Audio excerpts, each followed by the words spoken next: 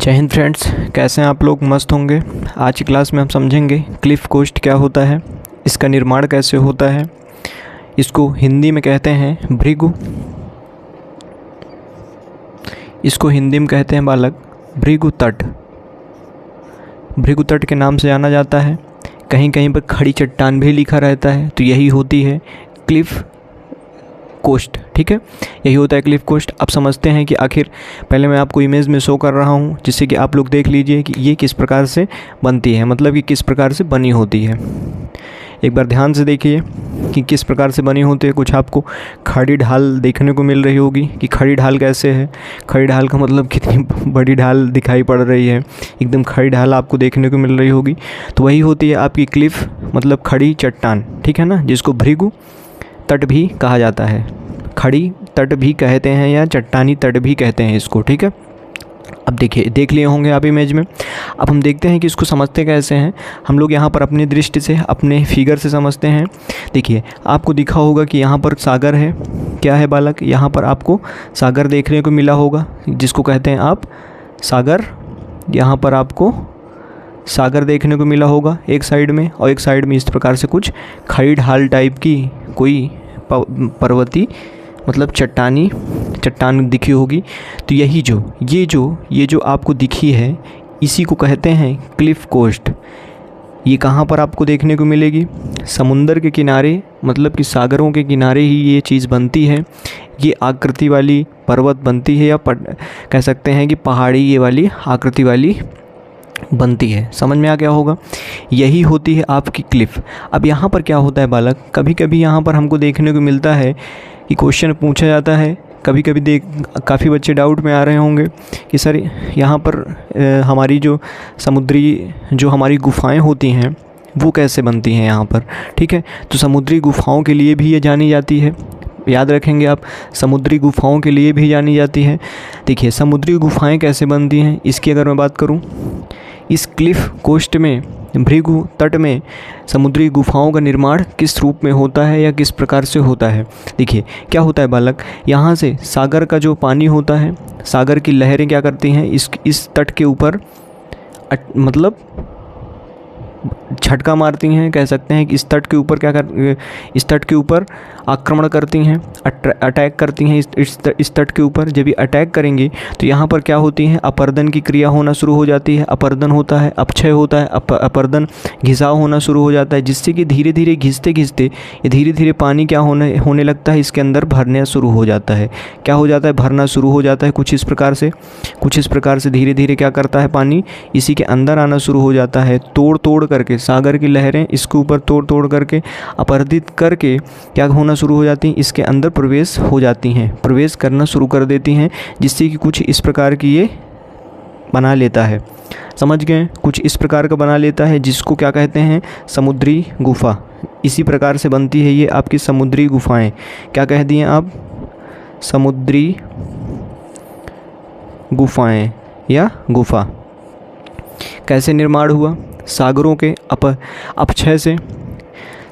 अपक्षय से, तोड़ने से, सागर की लहरों के तोड़ने से क्या हुआ, किसका निर्माण हुआ? समुद्री गुफाओं का निर्माण होता है। समझ गए होंगे?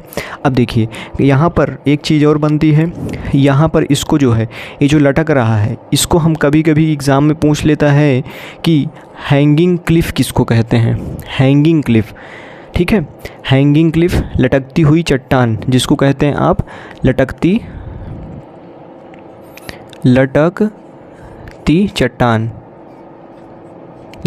चट्टान। इसी को देखो बालक, क्या कहते हैं, लटकती हुई चट्टान किसको नाम दिया गया है? ये जो चट्टान है ऊपर से आई, अब उसके बाद ये इधर से इधर आ गई, अपर्दन की क्रिया से ये जब अंदर चली गई तो इसको गुफा कह दिए। लेकिन जो ये लटक रही है, यहाँ से यहाँ तक जो ये लटक रही है, इसको हम क्या कहते हैं? हैंगिंग क्लिफ, मतलब लटकती हुई चट्टान भी इसको कहते हैं। तो इस प्रकार से क्या होता है, लटकती हुई चट्टान का निर्माण होता है।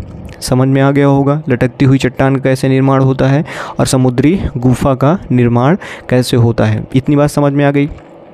अब देखिए, समुद्री गुफा का यूज़ क्या है, बहुत मोस्ट इम्पॉर्टेंट है। समुद्री गुफाओं का यूज़ जो है वो, पहली बात तो अगर मैं बात करूं कि जो हमारी पनडुब्बियाँ होती हैं उनको अगर कभी अगर वो समुद्री पनडुब्बियाँ जो होती हैं वो अपना जो भी मतलब मान लीजिए कोई कहीं से उनको कोई चीज़ ग्रहण करना है, मतलब क्या करना है कि उनको कोई औजार वाले सामान लेना है, बम बारूद गोला लेना है, ठीक है ना, ये सब चीज़ें लेना है, तो क्या करती हैं वो, मान लीजिए कह सकते हैं कि युद्ध छिड़ गया है, ठीक है, युद्ध छिड़ गया है तो क्या करती हैं, मान लीजिए उनको गोला बम बारूद या कोई कुछ भी लेना है, उनको ऐसा कोई चीज़ लेना है, तो वो क्या करती हैं, यही गुफाओं के अंदर आकर के वो चीज़ ग्रहण करती हैं, लेती हैं वो, ठीक है। बाहर से मान लीजिए बाहर से युद्ध छिड़ा हुआ है, सागरीय सीमा में कोई युद्ध छिड़ा हुआ है, अब बालक अगर वो सागर में ही निकल करके कोई चीज़ अगर लेने जाएंगी तो दूसरी वाली पार्टी जो विपक्ष पार्टी है वो तो अटैक कर देगी, जिससे कि इनका तहस नहस हो जाएगा। तो क्या करती हैं, ये बहुत हिडन चीज़ें होती हैं, क्या होती हैं, समुद्र के अंदर ही ये चीज़ें हमको देखने को मिलती हैं, समुद्र के अंदर ही ये चीज़ें आती हैं और यहीं पर सारी चीज़ें ग्रहण करती हैं। समझ में आया, ये छिपने का एक स्थान है, मतलब इसको हिडन समुद्र पनडुब्बियों का हिडन प्लेस भी कह सकते हैं कि हिडन प्लेस है, मतलब छुपने का, पनडुब्बियों का छुपने का स्थान भी इसी को कहा जाता है। और काफ़ी जीव जो भी समुद्री सागरीय जीव जो होते हैं वो भी, उनके लिए भी ये काफ़ी महत्वपूर्ण होती है ये गुफाएं, जिससे कि उसमें आकर के वो अपना स्थान ग्रहण करते हैं, रिलैक्स महसूस करते हैं। तो यही इनका यूज़ होता है, समुद्री गुफा का ये सबसे बड़ा यूज़ होता है। क्या यूज़ होता है, जो कि मैंने बताया, सबसे बड़ा यूज़ जो है वो क्या होता है कि जो हमारी पनडुब्बियाँ होती हैं उनके यूज़ के लिए ये बहुत महत्वपूर्ण मानी जाती है, उन्हीं की ज़्यादातर काम आती हैं ये गुफाएं। समझ में आ गया होगा, ये होती हैं आपकी भृगु तट या क्लिफ कोस्ट। देखिए बालक, ये हमारी खड़ी ढाल जैसी होती है, एकदम खड़ी चट्टानें होती हैं और उसके दूसरे साइड में क्या होता है कि उसके दूसरे साइड में धीरे धीरे मंद ढाल हो जाती है और ये स्थल प्लेस हमको देखने को मिलता है। ये हमारा क्या है, स्थल वाला भाग हो जाता है। क्या हो जाता है, स्थल हो जाता है, मतलब यहाँ पर मंद ढाल होते होते इधर हमारी मिट्टियाँ देखने को मिलती हैं। लेकिन ये जो आपकी बनी होती हैं, ये आपकी किससे बनी होती हैं, चट्टानों से निर्मित होती है, खड़ी ढाल होती है, इतना ध्यान रखेंगे, उसी को हम क्लिफ कोस्ट कहते हैं। इतना बात आपको समझ में आ गई होगी, यही है क्लिफ कोस्ट, इसमें कोई डाउट होना नहीं चाहिए। जिसको डाउट था वो डाउट अपना यहाँ पर क्लियर हो गया होगा, ठीक है। यहीं पर आपकी बनती है लटकती हुई चट्टानें, ये भी आपको बता दिया मैं, सारी चीज़ें यहाँ पर आपको मैंने बता दिया है, ठीक है। मिलते हैं नेक्स्ट वीडियो में, तब तक के लिए बने रहना। शानदार, ज़बरदस्त, जिंदाबाद, जय हिंद।